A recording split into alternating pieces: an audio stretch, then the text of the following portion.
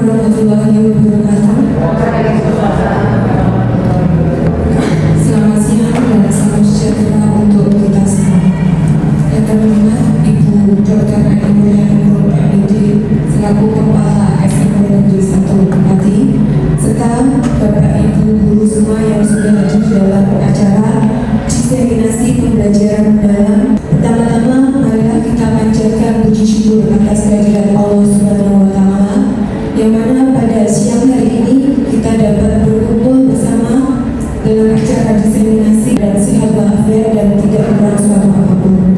Tak lupa sholawat serta salam kita haturkan kepada junjungan Nabi besar Muhammad SAW yang kita nantikan syafaatnya di yaumul akhir nanti. Bapak Ibu guru semua yang saya hormati, perkenankan saya sebagai pembawa acara pada siang hari ini akan membacakan susunan acara diseminasi pembelajaran mendalam. Acara pertama yaitu pembukaan, acara kedua sambutan kepala SMP Negeri 1 Pati, acara yang ketiga yaitu pemaparan materi, dan yang terakhir adalah penutup. Bila menginjak acara yang pertama yaitu pembukaan, marilah kita buka bersama dengan bacaan basmalah. Bismillahirrahmanirrahim. Terima kasih. Semoga dengan bacaan basmalah tersebut acara pada siang hari ini bisa berjalan dengan lancar sampai akhir, dan ilmu serta informasi nanti yang disampaikan bisa membawa keberkahan untuk kita semua. Amin. Menginjak acara yang kedua yaitu sambutan dari Kepala SMP Negeri 1 Pati kepada beliau Ibu Dr. Ani Mulyani MPD. Waktu dan tempat kami persilakan. Assalamualaikum warahmatullahi wabarakatuh.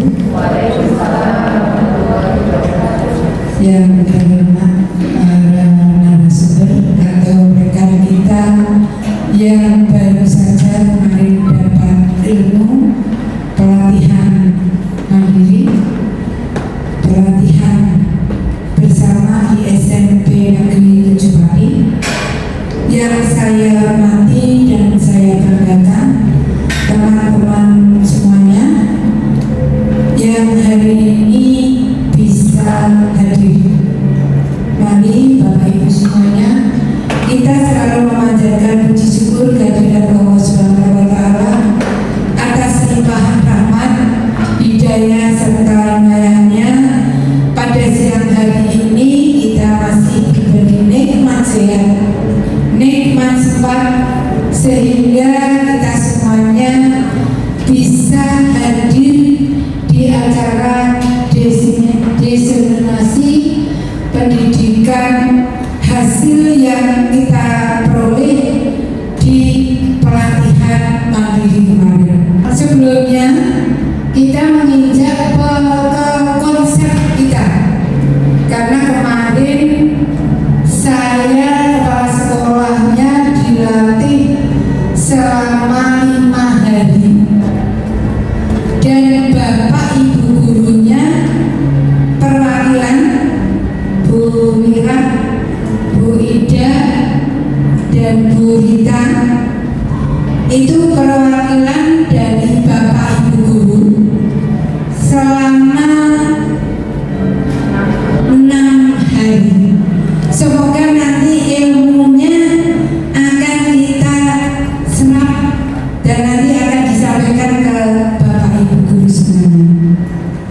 Kalau dari kepala sekolah kemarin yaitu untuk mengajak atau konsep mindset dari Bapak Ibu guru semuanya. Intinya Bapak Ibu guru, besok setelah ada regulasi, bukan perubahan kurikulum ya, setelah ada regulasi yang ada, Bapak Ibu itu harus mau berubah mindsetnya. Jangan sampai Bapak Ibu guru regulasinya sudah berubah, semuanya sudah berubah, cara atau proses pembelajarannya masih tetap seperti yang dulu. Saya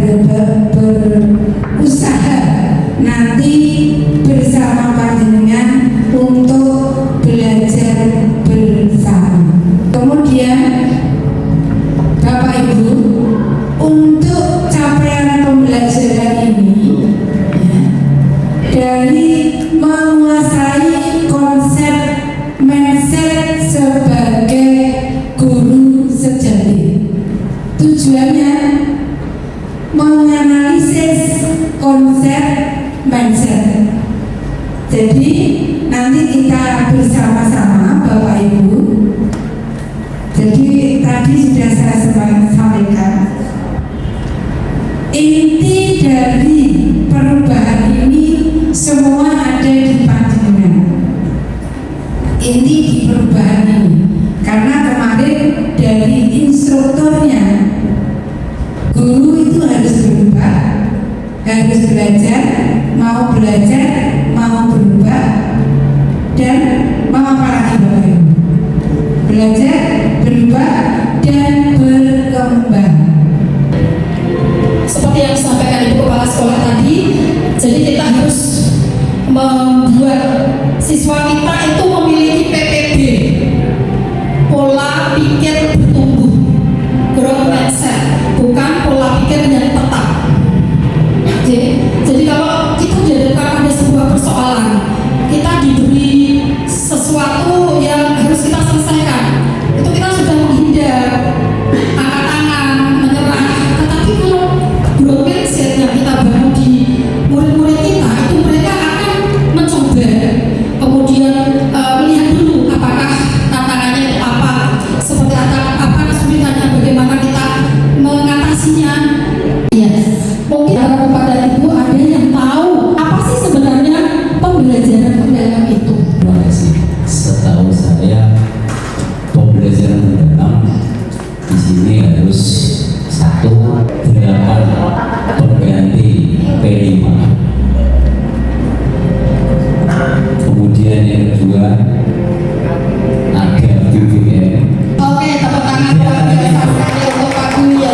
Jadi pada intinya Bapak dan Ibu, ya pembelajaran mendalam itu sebetulnya bukan kurikulum di Bapak Ibu, tetapi pembelajaran mendalam adalah sebuah pendekatan yang dicanangkan oleh Bapak Menteri Pendidikan kita, yaitu Prof. Mufti, yaitu sebuah pendekatan semacam strategi di dalam pembelajaran yang memuliakan.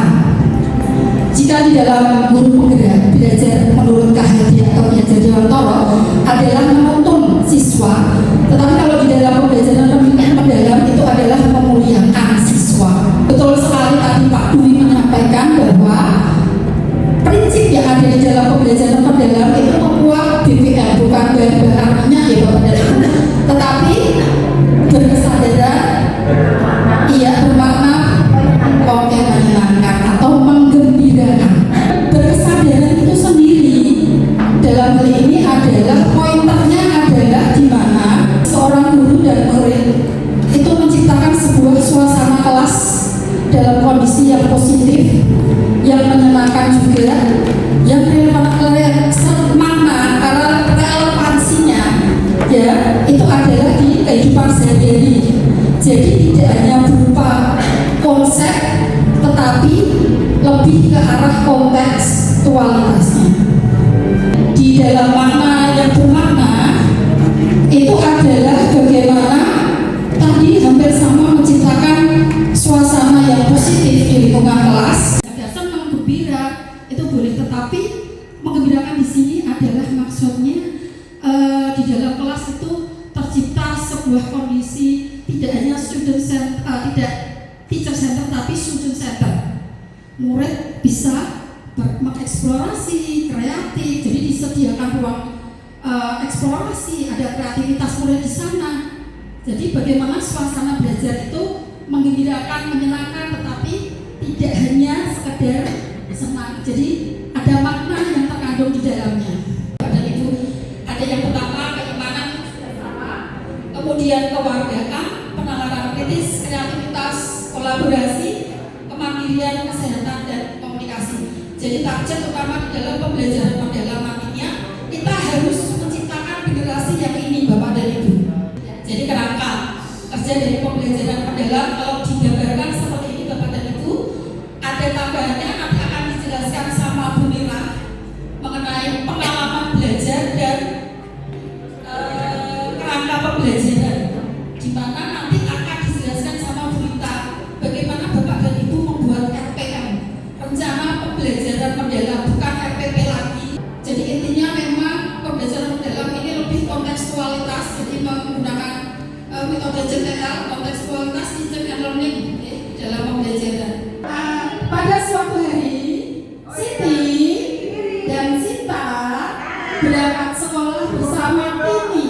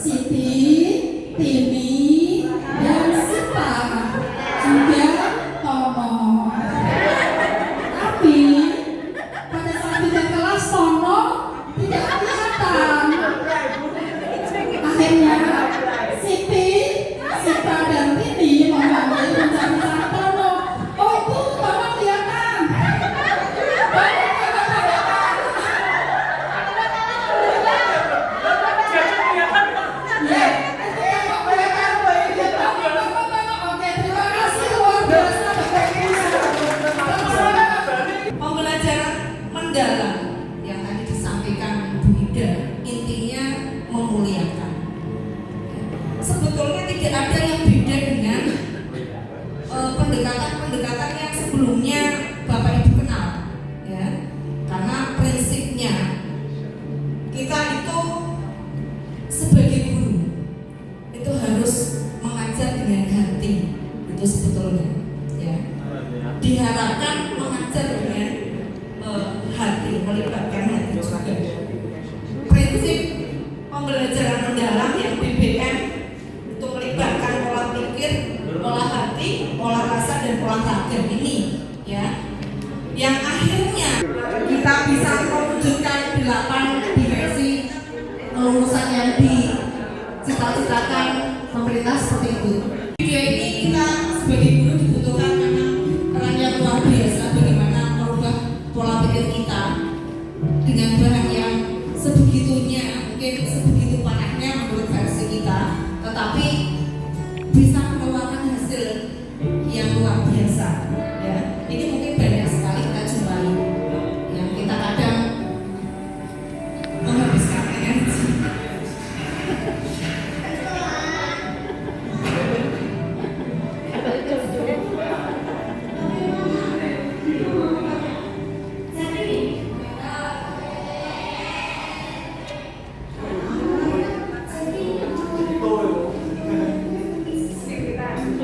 Ketahuan ya, jam segini kamu di ruang kelas. Dari mana kamu?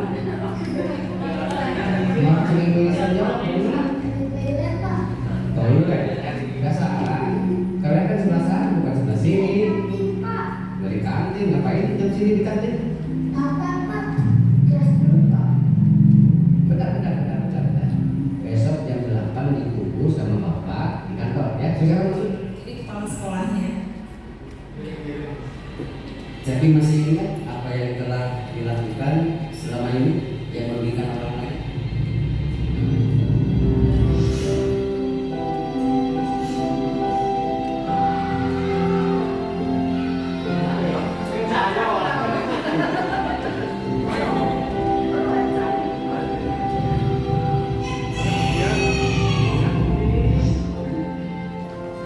Jadi tidak akan mengulanginya.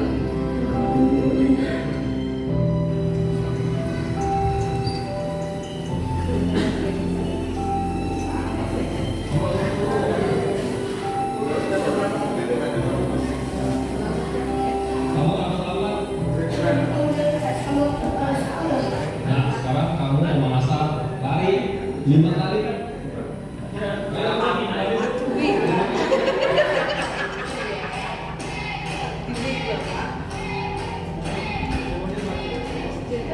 Nah, kalian harus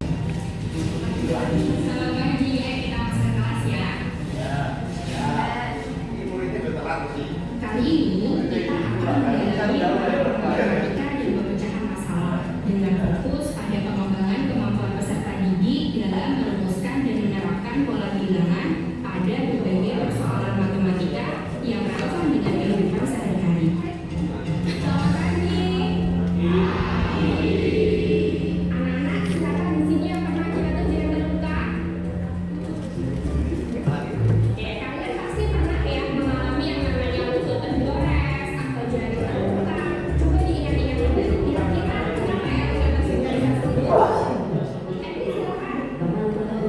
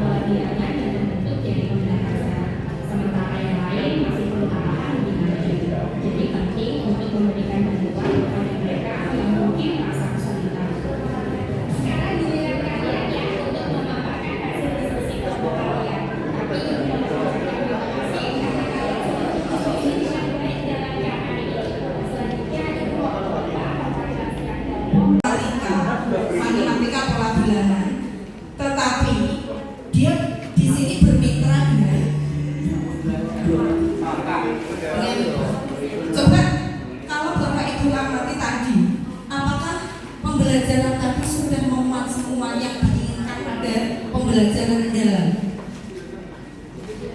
Berkesadaran sudah? Ya. Terlihat dari gurunya dan siswanya yang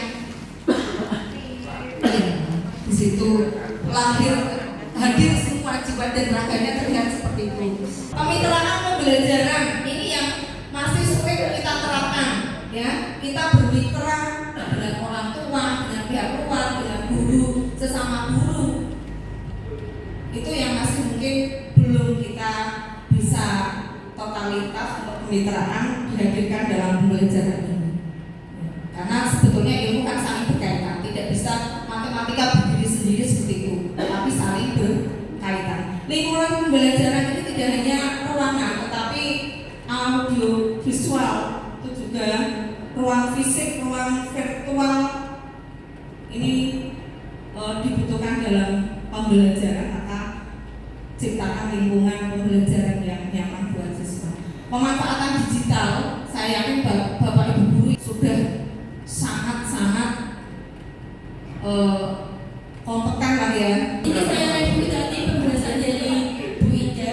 Jadi pembelajaran mendalam ini bukan kurikulum gitu Bapak Ibu. Tadi juga sudah disinggung oleh Bu Ida bahwa pembelajaran mendalam itu ada 3 prinsip. Masih ingat Bapak Ibu semua?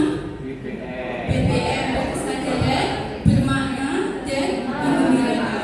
Kemudian juga tadi Bu Mira juga sudah menyinggung adanya kerangka pembelajaran ada 4. Praktek pedagogis, kemitraan, lingkungan, dan pemanfaatan digital. Saya hanya melengkapi saja. Yang memang itu adalah pengalaman belajarnya. Pengalaman belajarnya ada 3, yaitu betul Pak Dwi, apa saja Pak? Memahami, aplikasikan, dan merefleksi. Ada 3 ya Bapak Ibu. Jadi kalau dirumuskan ya Bapak Ibu itu 8, 3, 3, 4. 8 itu adalah 8 dimensi TPL atau dimensi profil lulusan. 3-nya itu adalah prinsip, berkesadaran, bermakna, dan menggembirakan. 3 lagi itu adalah pengalaman belajar, memahami, mengaplikasikan, dan merefleksi. Dan yang terakhir adalah 4 kerangka pembelajaran. Ini sudah dicontohkan juga sama Bu Mira bagaimana menerapkan pembelajaran mendalam. Kemudian kalau Bapak Ibu sudah merencanakan dan melaksanakan apa selanjutnya yang kita lakukan Bapak Ibu? Tujuannya untuk apa? Untuk mengetahui kebutuhan belajar dan capaian pembelajaran murid. Intinya di sini Bapak Ibu ingin mengetahui apakah ada perubahan dalam diri murid atau tidak. Jadi pembelajaran yang sudah kita lakukan. Prinsip-prinsip dari asesmen yaitu adalah yang pertama berkeadilan, yang kedua adalah objektif. Ini saya yakin Bapak Ibu sudah melakukan semuanya. Yang terakhir yang ketiga yaitu adalah edukatif. Edukatif di sini itu menekankan adanya umpan balik Bapak Ibu. Asesmen di Bapak Ibu, asesmen formatif sama asesmen sumatif. Asesmen formatif atau ada juga ya, asesmen learning dan asesmen for learning. Kalau asesmen learning itu untuk refleksi murid. Contohnya apa? Ada jurnal reflektif, terus ada checklist per asesmen, itu adalah asesmen as learning. Kemudian ada asesmen for learning. Itu misalnya kita meminta anak untuk membuat peta konsep, kita memberikan umpan balik, itu adalah asesmen for learning. Dan yang terakhir ada asesmen sumatif atau asesmen of learning. Ini bisa dalam bentuk tes lisan maupun tes tertulis dan lainnya seperti yang ada di contoh. Structure of the observed learning outcome. Apa itu? Nah ini ada gambaran perbedaan antara taksonomi Bloom dengan taksonomi Solo. 5 tahapan yang nanti akan disesuaikan dengan pengalaman belajar. Jadi anak-anak itu nanti akan ada memahami, mengaplikasi dan merefleksi, dan asesmennya harus disesuaikan dengan taksonomi Solo. Ya benar, menjadi TP. Ketika ada TP, pasti kita akan mencari kompetensi apa yang diinginkan. Kemudian kita tentukan tujuan pembelajaran